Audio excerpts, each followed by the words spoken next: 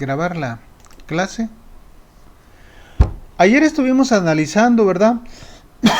¿Qué pasaba cuando íbamos a obtener, perdón, la función de transferencia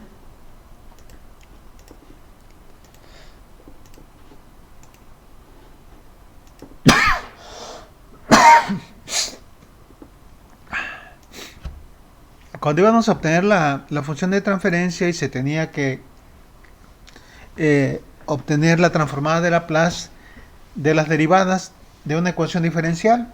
Habíamos dicho en primera instancia que las condiciones iniciales no se iban a tomar en cuenta, solamente se iba a tomar en cuenta el primer término, ¿verdad? Ya sea para la primera, segunda, tercera, enésima derivada. Entonces ya sabemos qué pasa, ¿verdad? Ayer vimos que si se trata de la primera derivada, aquí va a aparecer s a la 1. Si se trata de la segunda derivada, va a aparecer s a la 2. Tercera derivada s a la 3 y así sucesivamente, ¿verdad? Bueno, vamos a ponerlo en práctica. Entonces dígame cómo quedaría, antes de ver los apuntes, cómo quedaría esta transformación. A ver, permítame tantito.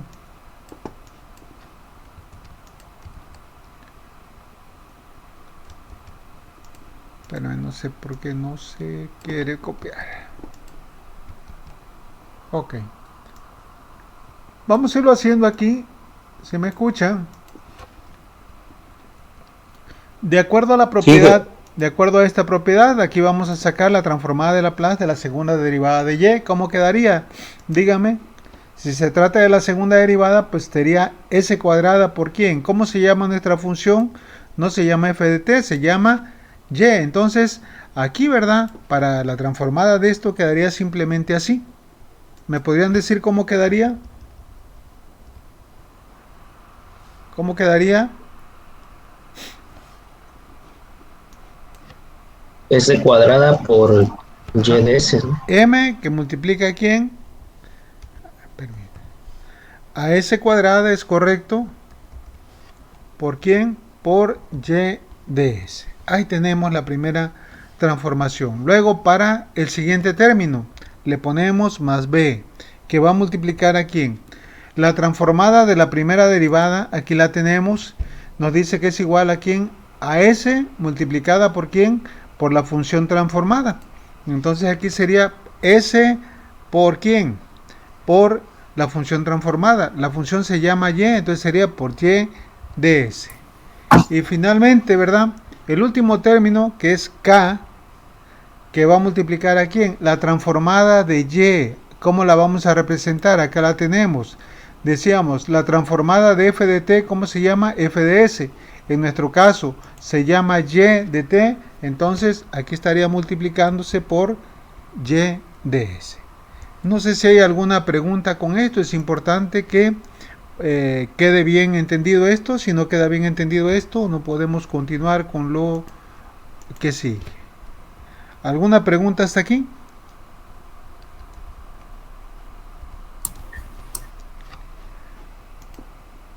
¿Dudas? Oiga. No, profe. Bueno, ok, entonces ahora vamos a ver qué pasa. A ver aquí, ¿verdad? Vamos a ponerle así. Todavía nos falta transformar del lado derecho. ¿Me podrían decir a qué sería igual la transformada de Laplace de f? O sea, de f de t, ¿a qué sería igual? A F de S. Exacto, ¿verdad? A f F de de s. s. De acuerdo a la propiedad esta, la propiedad número a la que aparece aquí, transformada de f de t es igual a ¿quién? A f de s. Aparece como algo inicial. Muy bien, entonces ya nos quedó así, ms cuadrada por y de s más bs. ¿Por qué quedó así? Aquí, ¿verdad? Miren, aquí se las estoy haciendo de esta manera, todavía viene más explícito. Aplicando propiedades de las derivadas, dice, la transformada de la segunda derivada quedó a s cuadrada y de s menos s y de 0 menos y' de 0. ¿De dónde saqué esto? Pues la saqué de aquí, s cuadrada f de s menos s f de 0 menos f' de 0. Si estamos hasta ahí, no sé si hay alguna pregunta. Se los hago así para que de esta manera sepan de dónde sale. Esto que estoy aplicando aquí, ¿verdad? Esto de aquí, s cuadrada, es esto por f de s menos f por y de 0 menos f' de 0, que para nuestro caso sería y de 0. Para la primera derivada, pues quedaría b que multiplica ¿quién? Pues quedaría, ¿verdad? S por, en nuestro caso, y de s menos y de 0. Y ya por último, ¿verdad? Para la última, pues ya sería, ya vimos que era k por y de s igual a ¿quién? A f de s. Ahora hay que recordar lo que dice la definición de función de transferencia, que las condiciones iniciales es igual a 0. Ya de cierta forma nosotros lo vimos, que ya no tiene caso. O sea, ustedes se pueden pasar de aquí directamente acá, como lo hice ahorita, ¿verdad? Pero aquí se los hago ver para que recuerden qué pasa cuando estamos calculando una función de transferencia. Todas las condiciones, todo lo que aparece como y de 0 se hace 0. Entonces, si quito de aquí esto, me va a quedar únicamente s cuadrada de y de s. Si quito de aquí y de 0, me va a quedar s por y de s, y acá pues no hay ningún problema. Ya quedó aquí. Ahora vamos a factorizar en el lado izquierdo. No sé si hay alguna pregunta hasta aquí. Pueden ver que en el lado izquierdo tenemos como factor común a y de s, que es la salida, la señal de salida transformada. ¿Preguntas hasta aquí? No, profe. Bueno, vamos a factorizar a y de s. Si factorizamos a y de s, nos quedaría y de s que va a multiplicar a ms cuadrada más bs más k. Todo multiplicado por y de s igual a ¿quién? A f de s, lo que tenemos del lado derecho. Y ahora, finalmente, ya a partir de esta última ecuación, ya podemos sacar la función de transferencia. ¿Cómo se definía una función de transferencia? ¿Sí recuerdan? ¿Qué habíamos dicho que era? Es el Bueno, para que no se quiebren el cerebro, aquí está. Matemáticamente, una función de transferencia se define como ¿quién? La transformada de Laplace de la señal de salida entre la transformada de Laplace de la señal de entrada, considerando condiciones iniciales igual a 0, que fue lo que hicimos ahorita que transformamos, ¿verdad? Entonces me voy a regresar a donde estábamos, acá. Dice, aquí estamos esto. Finalmente dice, se obtiene el cociente entre la salida y la entrada, es decir, la función de transferencia. ¿Cómo podemos hacer esto? Queremos que quede salida. ¿Cuál era la salida? ¿Qué habíamos dicho que era la salida? Pues la salida era el desplazamiento, ¿verdad? Y la entrada era la fuerza impulsora F. Entonces nosotros tenemos que encontrar o sacar la relación de y de s menos f de s. Pues está muy fácil. Esta f de s la paso para acá y esto que está acá lo paso del otro lado de esta manera. No sé si quede claro esto así. Aquí voy a hacer esto, miren. Este trinomio está multiplicando, pasa dividiendo. Quedaría así.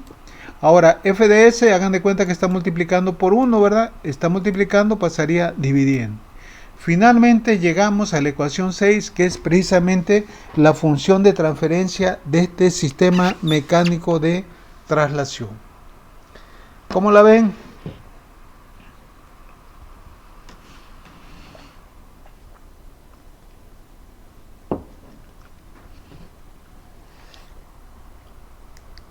¿Preguntas? ¿Dudas?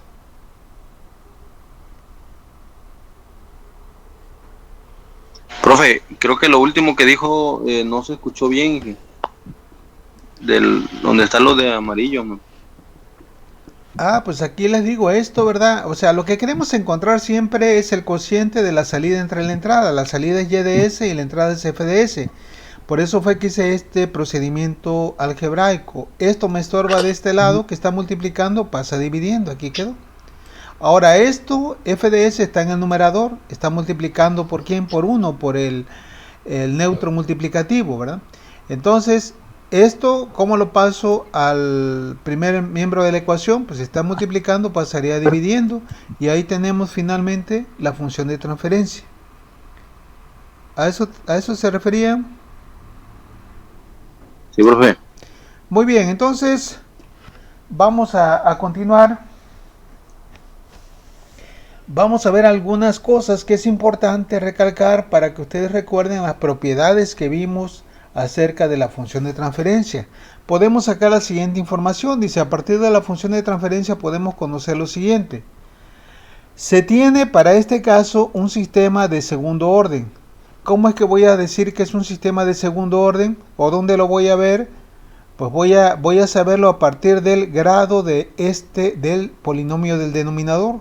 Si el polinomio del denominador es de segundo grado, voy a tener un sistema de segundo orden. Si yo tuviera por aquí ms a la cuarta, pues sería un sistema de cuarto orden. Entonces, a partir del polinomio del denominador, nosotros podemos saber el grado del sistema. Entre mayor es el grado del sistema, es más complicado y sobre todo también es más complicado controlarlo. Los sistemas de segundo orden pues son digamos que son los comunes que se van a presentar. Hay sistemas de primer orden y sistemas de tercero, de cuarto orden. Por decir, vamos a suponer que yo tuviera una función de transferencia como esta. Así, ¿verdad? Permítame tantito. Que estuviéramos así, por decir. Este sistema, ¿de qué orden sería? ¿Me podrían decir? De primer orden. Primer orden, ¿verdad? Y ahora si tuviera yo por decir esto acá, aquí, pues ya sería un sistema de Tercer orden. Tercer orden, ¿ok? Muy bien. Hace algunos días, creo que esto fue, parece que antes de salir de vacaciones, cuando vimos las propiedades de las funciones de transferencia, decíamos que las raíces de la ecuación característica. ¿Y qué es la ecuación característica de un sistema? Pues viene siendo el polinomio del denominador de la función de transferencia igualado con 0. Por eso decimos aquí, la ecuación característica para este sistema sería esto. El polinomio del denominador igualado con 0. Ahora, ¿sí recuerdan cómo se llamaban las raíces de la ecuación característica? Esto es algo muy importante porque a partir de las raíces habíamos dicho que nosotros podemos saber si el sistema es estable o inestable. Bueno, ¿cómo le hacemos? Aquí, si tengo un polinomio de segundo grado, voy a tener dos raíces. Si es de primer grado, una raíz. Si es de tercer grado, ¿verdad? Vamos a suponer que tenemos un polinomio así, que es s al cubo. Acá tenemos, no sé, s al cuadrado, k por s, más d, ¿verdad? Igual a 0, ¿sí? Este polinomio pues ya tendría tres raíces, o sea, dependiendo del grado del polinomio es el número de raíces. ¿Sí recuerdan esto que vieron en álgebra? Bueno, entonces, para el caso en particular, aquí tenemos un polinomio, una ecuación característica de segundo grado y por tanto va a tener dos raíces. Recuerden, por ahí dijimos que las raíces de la ecuación característica o del denominador igualado con 0 se conocen como polos, y de los polos va a depender la estabilidad del sistema. ¿Cómo podemos obtener los polos de este sistema? Pues para ello podemos utilizar la fórmula general, la chicharronera, ¿verdad? La que utilizábamos ahí cuando íbamos a la secundaria. Rápidamente, aquí podemos sacar nosotros la fórmula, aplicando la fórmula general, las raíces. Acuérdense que la fórmula general dice que es menos b más menos b cuadrada menos 4a por c sobre 2a. Perdón, aquí es sobre, a ver, aquí está mal. Aquí está mal, esto es... A ver. Profe, la divide a todo, ¿no? Sí, permítame tantito. Es que aquí como no puedo poner el más menos, lo puse de esta manera. A ver, permítame tantito. A ver si me lo puedo llevar acá. No. Es más menos, acuérdense. Esto así. Pero no lo puedo poner aquí en el software. No me permite poner esto así. Sobre 2a. ¿Ok? Así es la fórmula general de segundo grado. Y es aquí es más para la primera raíz y menos para la segunda raíz, pero les digo, aquí el software no me permite colocar ese símbolo, no lo tiene. ¿Ok?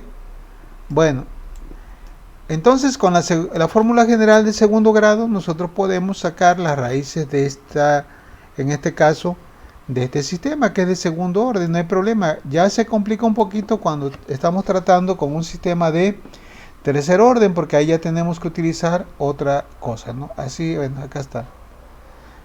A ver, aquí estoy mal. Dice, sustituyendo los datos de la ecuación característica se tiene lo siguiente. Vamos a sustituirlos acá. A ver, ¿cómo le haríamos para sustituir esto? Esta es la fórmula general y para nosotros queremos nosotros queremos algo, nuestra ecuación característica es esta. O sea, por analogía, para nosotros A sería M, B si coincide con B, y aquí estoy mal también, C, y aquí, ¿verdad? C sería igual a ¿quién? A K. Entonces, si nosotros aplicamos esto a la fórmula general de segundo grado, quedaría esto así. B sigue siendo B, ¿ok? ¿Sí me entienden? B sigue siendo B. Menos 4A. Para nosotros A, ¿cuánto vale? Pues vale M. Y C es K. Todo esto dividido entre 2A, que sería 2M. 2M. Y ahí tenemos, ¿verdad?, el valor de los polos. Un polo es con el signo más y otro polo es con el signo menos. Pero vuelvo a repetir, este software no me permite poner el símbolo más menos. Es cuestión de buscarlo, posiblemente con el código ASCII, pero pues ahorita me voy a demorar un buen rato. Bueno, entonces es la información que nosotros podemos sacar de la función de transferencia. Y más adelantito vamos a ver qué importancia tiene el hecho de sacar la función de transferencia. Fíjense bien, si yo de aquí despejo la salida, ¿cómo quedaría la salida si la despejo? Pues esto está dividiendo. ¿Cómo pasaría acá? Pues pasaría multiplicando, ¿ok? Esto quiere decir entonces que cuando yo tengo la función de transferencia, que es esto, yo puedo analizar el comportamiento de la salida para diferentes tipos de entradas que le quiera yo meter al sistema. En ingeniería de control tenemos diferentes señales de prueba. La función escalón unitaria, esa que vieron allá en circuitos eléctricos. La función rampa unitaria, la función impulso unitaria, la función exponencial, función senoidal, dependiendo de lo que quieramos analizar. ¿Ok? Bueno, entonces ahí tenemos el primer ejemplo de cómo sacamos la función de transferencia. Recuerden, son 4 pasos que van ustedes a utilizar también cuando se trate de resolver una tarea. Si recuerdan cuáles serán los 4 pasos, el primer paso en qué consistió, en obtener el modelo matemático. Segundo paso, acuérdense que cuando obtuvimos el modelo matemático obtuvimos una ecuación general del modelo, pero esta ecuación no nos servía por el hecho de que el modelo matemático debe de quedar únicamente en términos de 2 variables, la que definimos como entrada y la que se definió como salida. Por eso es que en el segundo paso, ¿verdad?, se hace eso, se escribe el modelo matemático únicamente en términos de las 2 variables, la entrada y salida.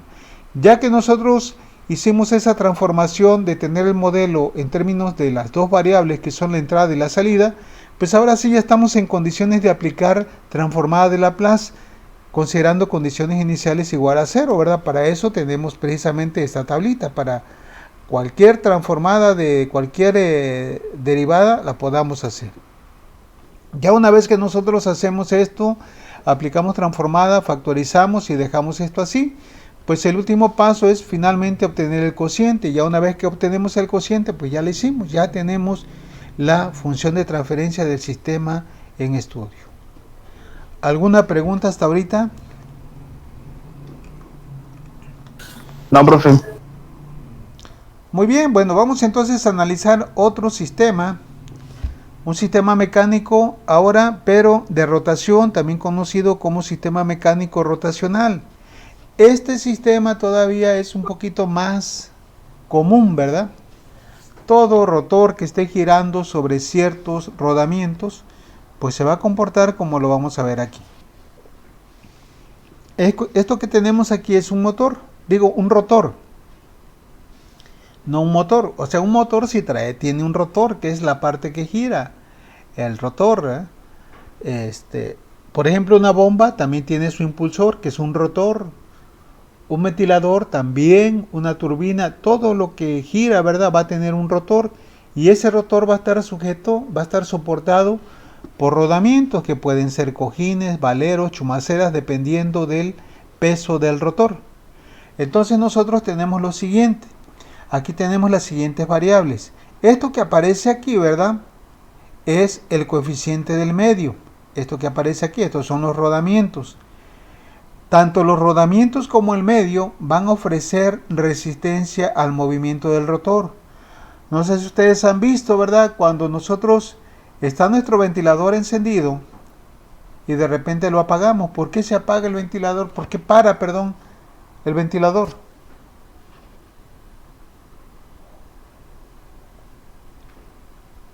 Porque se le corta la corriente eléctrica.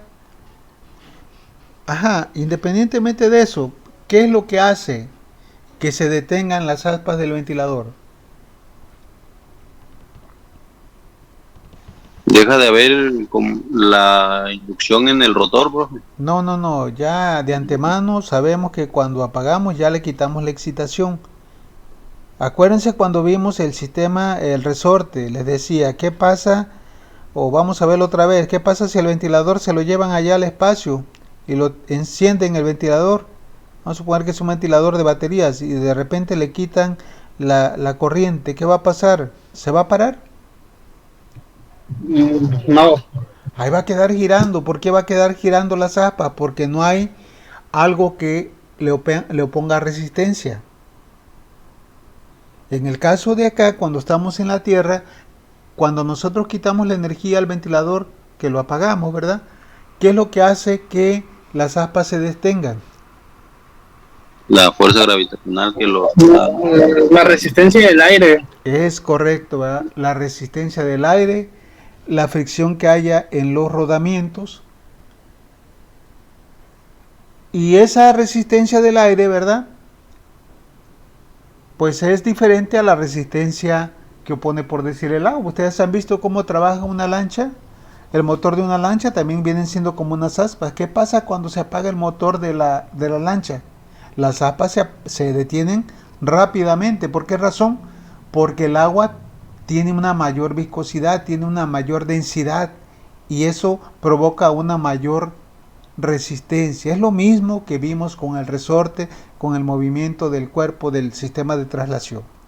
Entonces, esa fricción que opone el medio la vamos a nosotros a designar con la letra B y va a ser nuevamente coeficiente de fricción viscosa. Sin embargo, aquí nosotros tenemos otros parámetros, que es el torque. Al sistema mecánico de traslación, si recuerdan, ¿cuál fue? ¿Qué le aplicamos para que se pusiera en movimiento? Si recuerdan, le aplicamos una fuerza. Esa fuerza era lineal. Pero en un sistema de rotación ya no le vamos a aplicar una fuerza. Le vamos a aplicar, ¿quién? Un torque, un par de torsión. Es lo que va a provocar el movimiento del rotor. Si estamos, ahora bien, hay otra cosa, otra consideración que debemos de tomar. Acá nosotros, para un sistema mecánico de traslación, considerábamos la masa. La masa, ¿verdad? ¿Cómo la podemos definir la masa?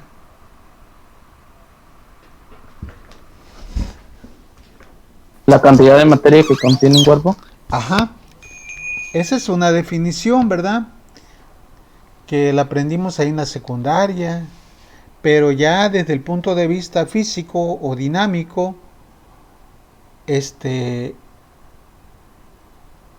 ¿cómo podríamos entender la masa? La masa estará en función de la inercia que tiene un cuerpo para moverse o para detenerse si es que se va moviendo.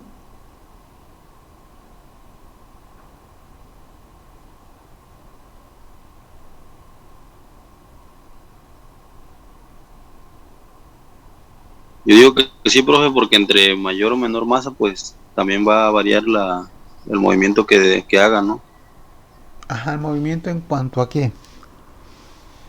Vamos a ver este ejemplo. Vamos a suponer que ustedes por ahí les piden, ¿verdad? Salen del TEC. En cuanto a la fuerza aplicada, ¿no?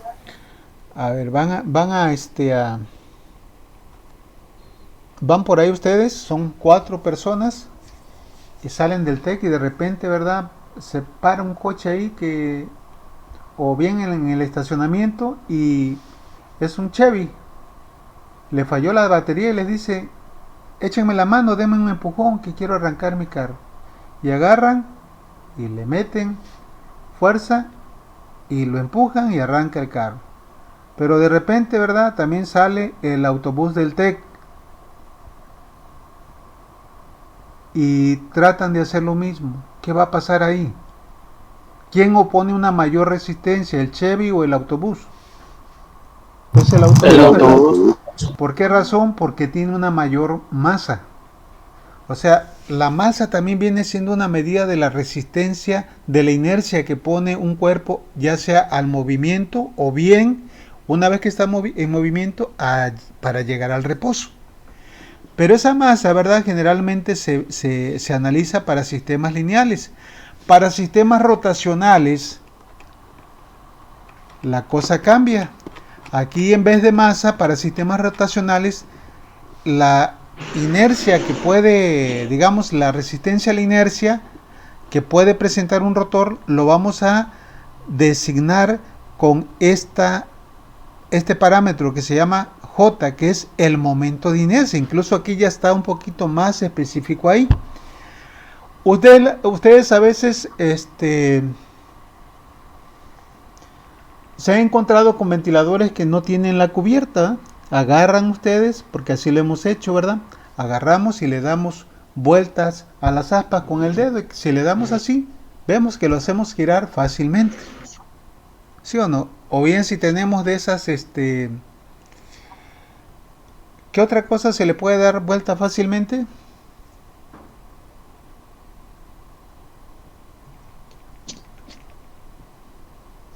A un reilete, A un railete, ¿verdad? tomándolo como ejemplo. Ok, ahora bien, vamos a suponer que ustedes se van a concursar ahí, yo, en ese concurso que antes pasaba de 100 mexicanos dijeron, o no sé quién, donde hay una rueda muy grande que se le tiene que dar vueltas. ¿Se recuerdan? La tómbola, no sé cómo se llama. Una rueda que le tiene Sí, que dar sí. vueltas. Bueno, a ver, ¿qué cuesta Sí. más trabajo? ¿Eso o el reilete? Pues, lógicamente la rueda esa, ¿por qué? Porque tiene un mayor peso. O sea, al tener un mayor peso, tiene un mayor momento de inercia, cuesta más trabajo ponerlo en movimiento, o bien si ya está en movimiento, tratar de pararlo. Entonces, este momento de inercia me va a indicar qué tan grande es el rotor. ¿Ok? Entonces, estos son los parámetros que vamos a tener aquí en un sistema rotacional. Tenemos el coeficiente de fricción viscosa, el par aplicado, el momento de inercia y ahora otro parámetro, como vamos a medirlo. ¿Cómo medimos acá? ¿Cuál fue la salida en el sistema mecánico de traslación? ¿Se recuerdan? La salida fue el desplazamiento que tenía la masa. Es un desplazamiento lineal. Pero en el caso del sistema mecánico de rotación, como salida vamos a considerar esto, teta, que es un desplazamiento pero angular. No sé si recuerdan cuando llevaron mecanismos ahí con el Inge Chimal, ven este tipo de situaciones. ¿Por qué vamos a considerar esto? Bueno, porque así lo pide el programa, ¿verdad? Esta salida posiblemente sea apropiada para cuando se está analizando algún sistema, un brazo robótico, y ustedes saben que los brazos robóticos se utilizan para poner un punto de soldadura, para poner un remache, para mover una pieza de un lugar a otro, pero el brazo no gira totalmente, sino que gira unos cuantos grados. Entonces, aquí, ¿verdad? La salida va a ser el desplazamiento angular. El desplazamiento angular se va a medir en radianes. Entonces ya tenemos todo para empezar a hacer el análisis de este sistema rotacional. No sé si hay alguna duda. Tenemos el par aplicado, que es el que va a provocar el movimiento giratorio. El momento de inercia, que es el que se va a oponer al par de torsión. El coeficiente de fricción viscosa, que ya dijimos que es el que va a oponer el medio al movimiento y se mide en newton metros segundo sobre radian. Y finalmente el desplazamiento angular, que se va a medir en radianes. No sé si tengan alguna duda, alguna pregunta. No, profe. Entonces, ¿qué pasaría si yo le aplico un par a un rotor? ¿Qué pasa cuando le aplicamos par a un motor? Pues lo vamos a hacer girar. ¿Vamos a encontrar resistencia? Pues sí, vamos a encontrar resistencia debido al momento de inercia, pero también al medio donde se esté moviendo, se esté girando, ¿eh? Bueno, vamos a llevar a cabo el análisis para que veamos, porque ahorita nuevamente aquí estamos en el tema de obtener funciones de transferencia. Vamos a obtener la función de transferencia de este sistema mecánico rotacional. Dice análisis. A continuación procedemos a determinar la función de transferencia para este sistema considerando como entrada. ¿Cuál sería la entrada? Aquí ya me lo dicen, ¿verdad? Acuérdense que la entrada generalmente es lo que provoca el movimiento, la excitación. ¿Y la salida cuál podría ser? Aquí me dicen que la salida va a ser ¿quién? El desplazamiento angular. Pero les comento que la salida generalmente va a depender de lo que a mí me interesa analizar. ¿Qué otra cosa podríamos analizar en este sistema mecánico de rotación? Aparte de desplazamiento angular. El coeficiente de fricción. No tiene caso porque eso es constante. A menos de que lo estés metiendo en diferentes medios, pero no es algo común. Imagínense que ustedes tienen un motor ahí en un proceso. ¿Qué será lo más común de controlar en un motor? Un motor. Su velocidad. Exacto. La velocidad. Un motor tiene un rotor. Es correcto. Entonces, o la velocidad angular, es decir, las revoluciones por minuto, radianes por minuto, también podría ser la salida en este tipo de sistema.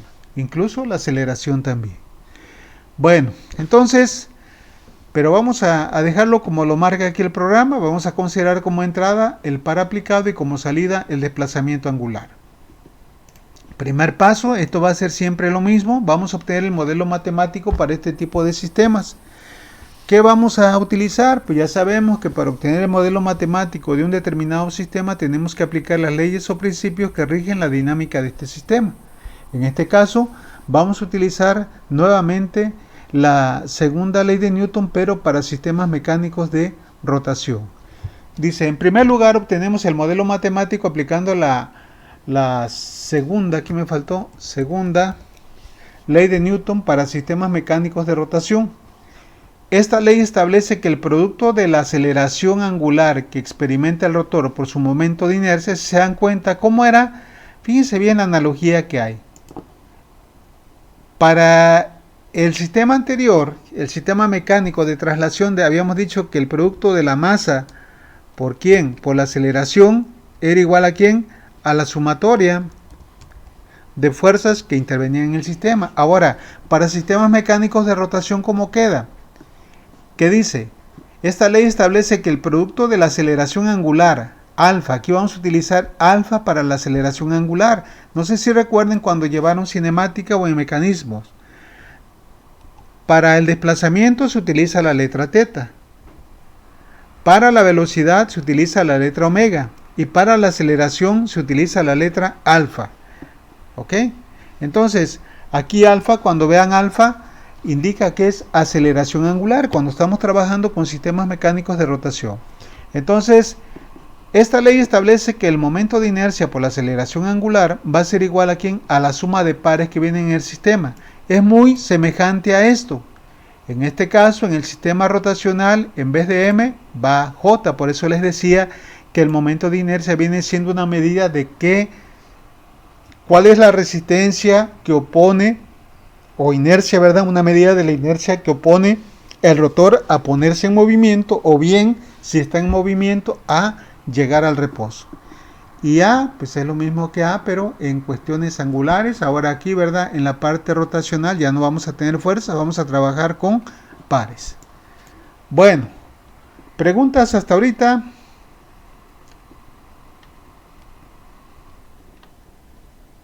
No sé No, si... dice. Muy bien, dice, ¿dónde alfa, aceleración angular, va a estar dada en radianes sobre segundo cuadrado?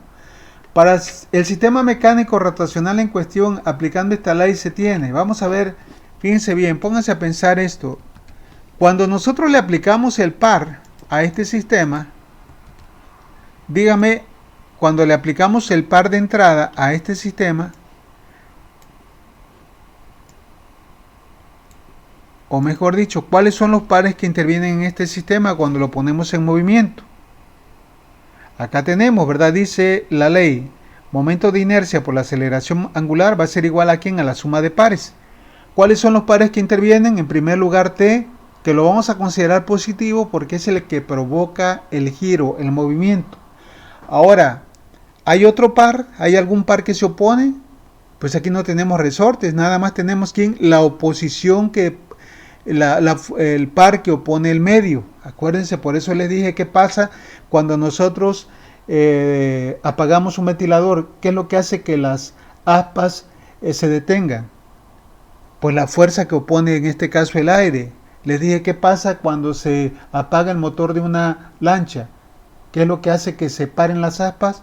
La fuerza que opone el agua en ese caso. Entonces, es lo único que va a haber aquí. Esa resistencia del medio la vamos a designar con la letra TB y se refiere tanto a los rodamientos que puede existir, ¿verdad? Fricción y también al medio.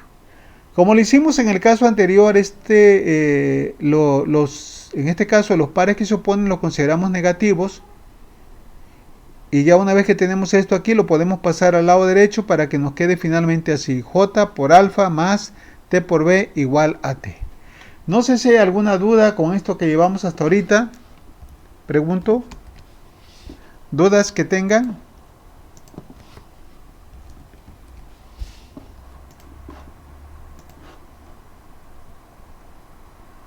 ¿Sí me escucha? No, Inge, por ahora no. Por el momento no, Inge. Muy bien, entonces ahí tenemos ya prácticamente tenemos la ecuación general del modelo. Acuérdense que en el primer paso nosotros siempre vamos a hacer esto, obtener una ecuación general del modelo. Sin embargo, permítame tantito, por favor.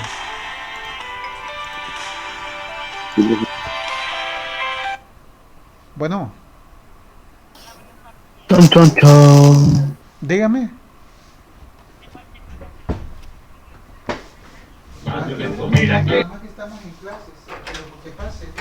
Sonale, Moji, sonale. Andas loco, Mugia.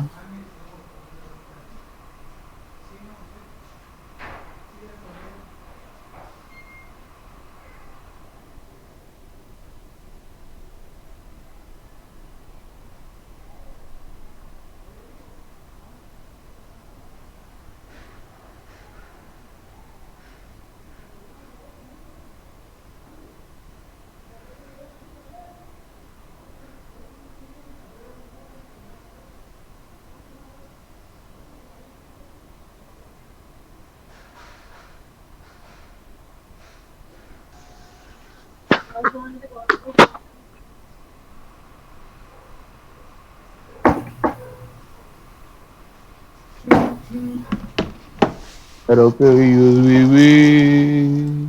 Ok, miren, la vamos a dejar aquí. Lo que pasa es que vinieron aquí de Megacable a checar mi conexión. Y discúlpeme, ya mañana continuamos, ¿sale? No se preocupe, profe. No te preocupes. Hola, Inge. Mañana, Inge. Mañana. Hasta mañana. ¿Mande?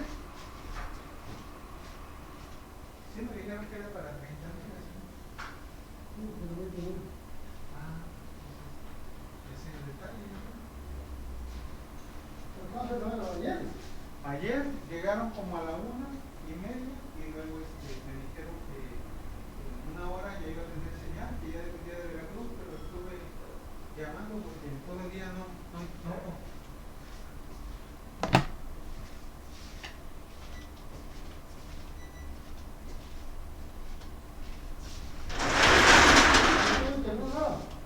No hay nada. Ajá.